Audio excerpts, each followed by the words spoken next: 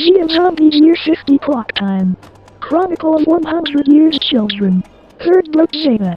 The descendants of the early inhabitants had grown up listening to the feats of Colson, Selena and El Curvo, the innovations of Michael in the Temple of Technology, and the defense tactics of the Vigilance. Inspired by these stories, the new generation had assumed responsibility for continuing the legacy of their predecessors. Esperanza and Carmela, the leaders of the new generation in La Raza Buena, carried the weight of the community on their shoulders. Hope and Carmela, formed between the courage and wisdom of those who preceded them, were determined not only to preserve, but also to enrich the legacy of their parents. In the dynamic diversity of La Raza Buena, it has been natural the emergence of internal conflicts testing its stability. With the departure of the founders, tensions arose over who should lead. Although Esperanza and Carmela were the current leaders, other members of the community had questioned their decisions with the intention of assuming power, but as clearly read in a poster placed by Grandfather Eddie years ago, the GREATTOWERINCLUBSGRANDRESTONSIDILITY. Yes, it was a phrase that he found in references to Amalis Dugala, but the new generations were not aware of who had been Spider-Man, the Spirit Man. The differences between the younger generations, who never knew the world before the outbreak of ZETA, and the direct descendants of the founders, they led to disagreements over Raza Buena's leadership, and despite apparent prosperity, managing limited resources has always been a challenge. Competition for these resources tended to create friction between different groups or families within the community.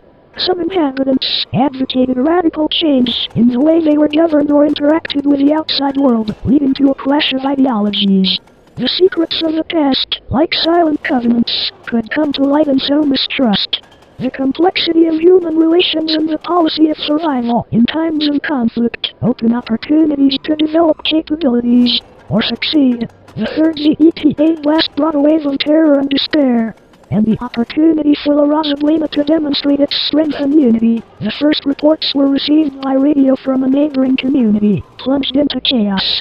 Nobody wanted to believe it, but the truth became apparent when one of the teams of the Vigilance on a reconnaissance mission found the first walkers who appeared advancing on the road ahead of the horde that was approaching. The third ZETA outbreak had begun.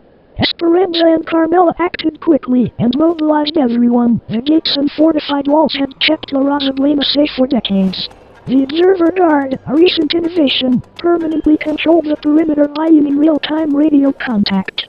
La Raza Buena found herself surrounded and isolated. The days turned into weeks, the Wanderers crawling beyond the defenses. But inside the walls, life continued. Hydroponic crops, palm trees and fish farming provided food, and the potato wine flowed, keeping the spirit of the community high. In spite of the apparent calm, fear and uncertainty began to melt. Some questioned whether they should try to escape, while others advocated confronting the horde. The council's meetings became more tense, with Esperanza and Carmela struggling to maintain unity. It was then that a group of young people led by Ilan Miyamoto, one of Nick's grandchildren, and inspired by the stories of the Watchmen, proposed a bold solution. They would use the tunnels to make incursions over the horde. His courage brought a new meaning to La Raza Buena. The descendants of Hiroko and Eddie, heirs to a tradition of combat and prudence, prepared for the final confrontation. They had trained for this moment, perfecting the martial arts and guerrilla tactics they had been taught. In the temple, the technologists had been working tirelessly. They developed a number of devices and weapons that would be key in the battle. Legera's armor, made of composite materials resistant to bites and scratches, allowed mobility, protection and had auxiliary weapons.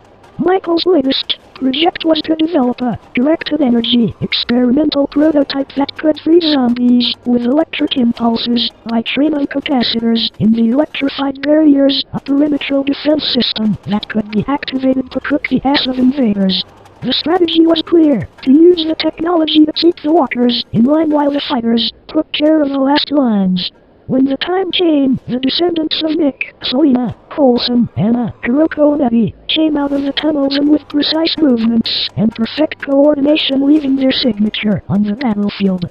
The non-lives were falling one after another, but they were still coming. Taking advantage of the moment, the combatants redoubled their efforts in the face of the intense and devastating advance of the walkers, but the determination of those of La Raza Buena prevailed. The zombies were finished, and the community breathed relieved. The victory had been costly, but they had survived once more. The final contact against the zombies not only demonstrated the courage of the descendants of Hiroko and Eddie, but also the ingenuity of the temple technicians. Together, they assured that the legacy of La Raza Buena would continue. As they confronted the third ZETA outbreak, the descendants of the founders of La Raza Buena have become the soul of the community, inspiring them to move forward with determination. Coulson, Selena and El Curvo, cunning and leadership, Miguel, forging the technical future, and Nick and his vigilance, whose courage protected everyone, in every building, every street and every home left the spirit of those who had fought for life. The children played recreating the battles of the Watchmen against the zombies, while the technical apprentices in the temple aspired to match Michael's ingenuity. The decisions of Esperanza and Carmela, the current leaders, were guided by the teachings of Coulson, El Curvo and Selena, whose vision still illuminated the way, a compass that guided them. Hope and Carmela knew that their duty was to keep the flame alive and make sure they never forgot where they came from. The factory, once a modest workshop, was now an advanced technological complex that not only produced powder and ammunition with its ongoing innovation, but also developed tools and machinery for other communities to rebuild. Under the guidance of Hope, the temple had transformed into a center of sustainable innovation. The old production techniques had given way to renewable energies and technologies, ensuring that La Raza Buena not only survived, but also prospered by harmonizing resources. The most enthusiastic revitalized Coulson and Selena's library, turning it into an academy that had then become practically a university, where it taught from advanced agriculture to engineering and medicine, sciences, humanities and even some art. The story of La Raza Buena was a compulsory subject, ensuring that each member of the community understood and valued their legacy. Carmela, influenced by Nick's the Watchman tactics, had established a defense system combined with traditional surveillance, with early warning systems that integrated with combat training and survival strategies, keeping the community safe from external threats and internal. The potato wine, once a curiosity, was now celebrated, symbolizing the adaptability and creativity of La Raza Buena. The annual celebrations attracted not only locals, but also visitors from distant communities, eager to taste the famous drink and learn from the community. Despite progress, La Raza Buena continued to face challenges. The third zombie outbreak had left deep scars, and the threat of more outbreaks remained latent.